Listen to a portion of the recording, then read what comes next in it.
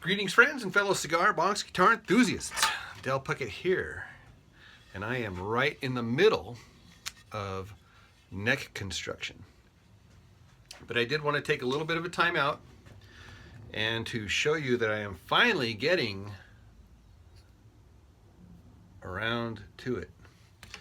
This has been kind of on the back burner here for a while. This actual neck had been started a while back, and it had been sitting back there on that table just waiting for me to get around to it. So this neck here is going to be paired with this avo box here, and if you'll notice, the angular diagonal components in the artwork there are going to be carried through and through to the neck. So this is going to be a nice pair here. About 2 hours ago, this was really rough, so I attacked it with the Shinto rasp. And if you know anything about these rasps here, they're aggressive on one side and finer on the other side. And what I do is I use it to take off these edges. Let me adjust your exposure contrast here. To take these edges off here and to give the neck a nice round-ish contour. So once I'm happy with that, then I graduate to these sticks. And the same thing with these sticks here. They're aggressive on one side and less aggressive on the other side. And I just continue in the shaping. Another little trick I do here is, let's see, it might be off camera here, but I do use this drill bit with the vacuum cleaner and a little disc, sanding disc there, to do final contours on, like, especially in these areas up in here where it really matters. And then another trick that I do oftentimes is I will get some of this plastic wood, putty-ish stuff, and I will fill in if there's any cracks. And in here there was just a little, not a crack, but just, I mean, it wasn't like perfect, and so I did kind of fill it in so that you can go back and sand it and just make it smooth. And so you know, you just kind of fill in the cracks, and I often do the same thing just in here. So like I said, I'm right in the middle of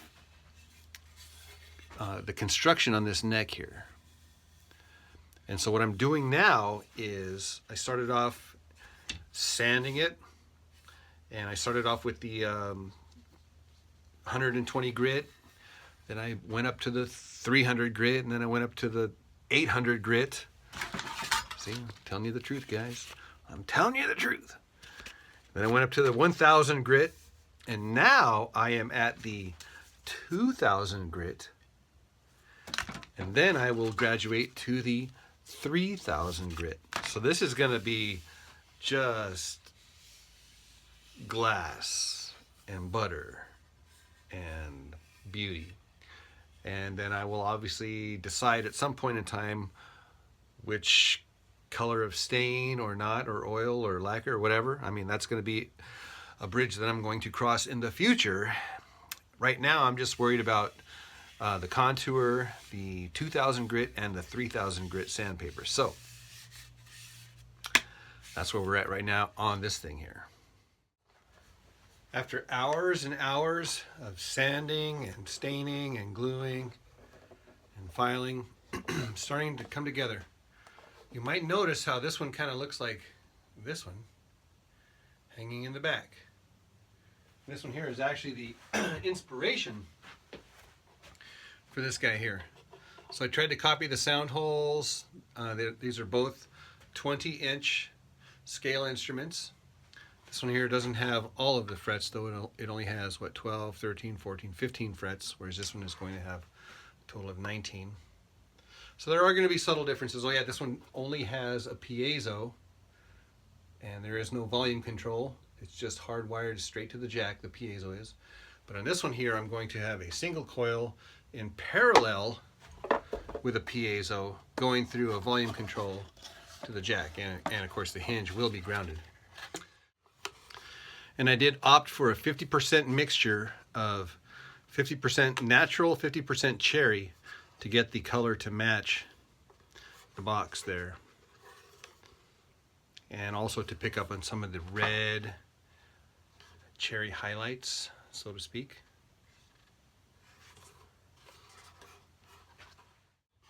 A quick peekaboo before I button it up. So this is kind of a no frills. The single coil and the piezo are both wired to the potentiometer, the output of the potentiometer to the jack, and of course the hinge will be grounded. So there's no switch, it's just both pickups on at the same time. That's it. All right, so now, oh yeah, and everything has been tested. So now we are just going to button it up, string it up, tune it up, and what? You're right, tear it up. I'm going to use these Southbound strings, made in America, bound for glory. This is the 30 wound, 22 wound, and 14 plain. All right, ladies and gentlemen, it is that moment of truth where we are tuned up and intonated, and the strings are stretching. And for me, I'm always curious to hear how it sounds.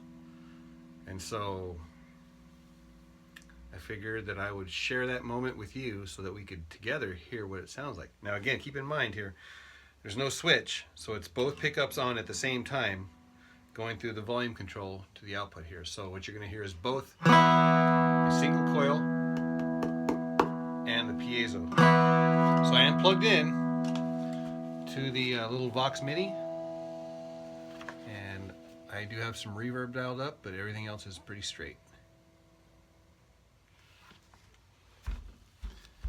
All right, now to decide what to play. Because I don't want to bore you guys with playing the same thing over and over and over and over and over and over again. Even though that's what I play, is I play the same thing over and over and over and over and over again. What I like to do is I like to check my intonation, and so I play these chords way up here. And I'm listening for intonation.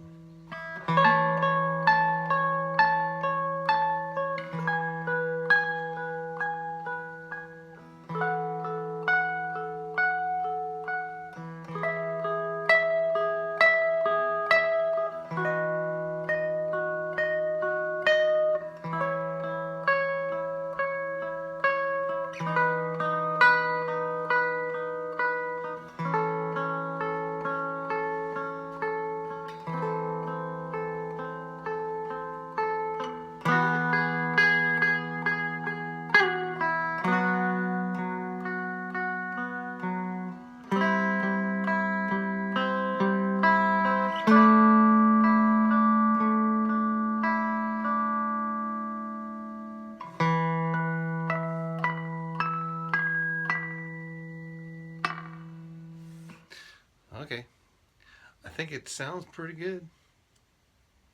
All right, so let's put it through the paces. Ladies and gentlemen, we are officially goofing around.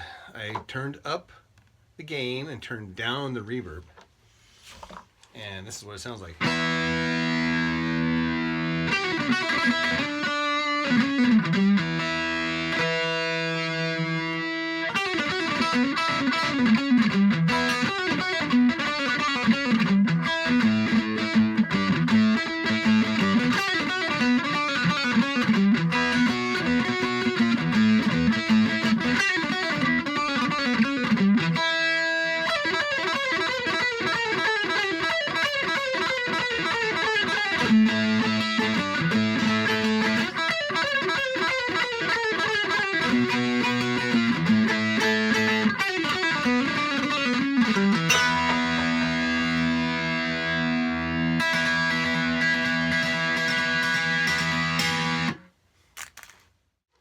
Then of course if you roll off the gain, you get a clean sound.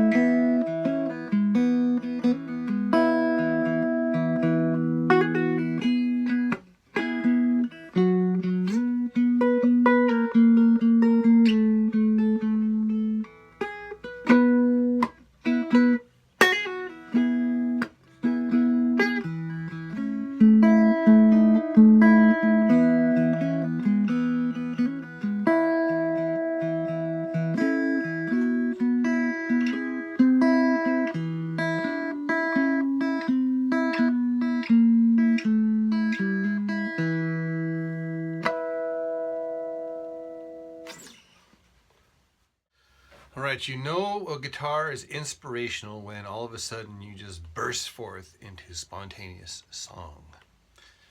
Here's an example. You guys remember that song? It's a Johnny Cash song. I forget the name of it. I hear the train a-coming, it's coming down the bend, whatever. What's the name of that song called? I hear the train a-coming, it's rolling down the bend, I ain't seen the sunshine. Folsom Prison, that's it, Folsom Prison. All right, ladies and gentlemen, this is Folsom Prison, but not really, okay. Well, I hear that train a-coming, it's rolling down the bend. I ain't seen the sunshine since I don't know when. 'Cause I'm stuck in Folsom Prison, and time keeps dragging on. But that train keeps on rolling down the San Antonio.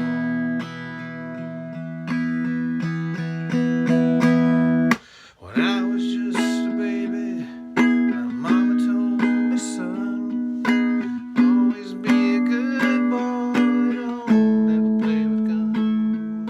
I shot a man in Reno just to watch him die. When I hear that train rolling, I hang my head and cry.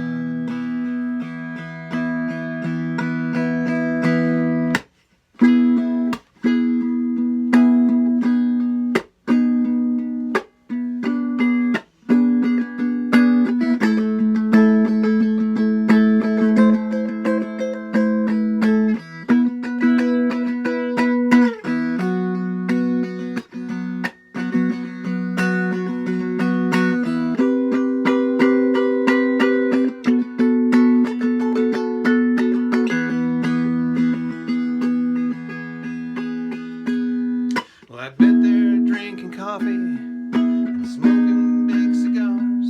I bet they're drinking coffee and playing cigar box guitars. Oh, I know I had it coming.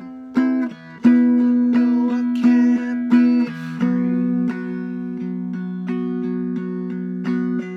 But that train keeps on rolling, and that's what tortures me. Well, if they freed me from this prison, if that railroad train was mine, I bet I'd move it on a little further down the line. Far from Folsom Prison, that's where I want to stay. And I'd let that lonesome whistle blow my blues away. Yes, I'd let that lonesome whistle blow my blues away. Yes, I'd let that lonesome whistle blow my blues away.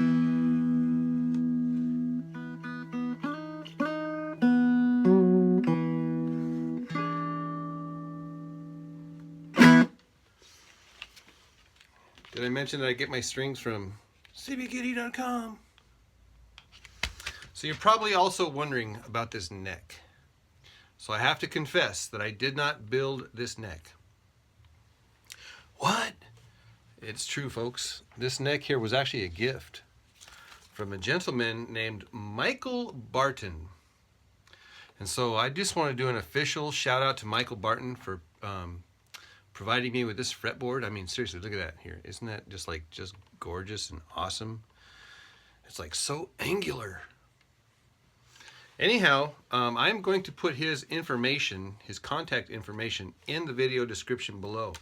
Should you be interested in something like this? Oh my gosh, seriously.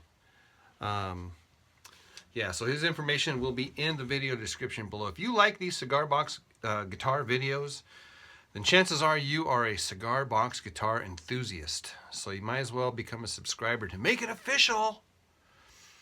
Yes, and don't forget there is a link to my Patreon up above. thank you guys for watching, seriously. And be sure to stay tuned. And I will see you guys in the next video. All right. Cheers, guys.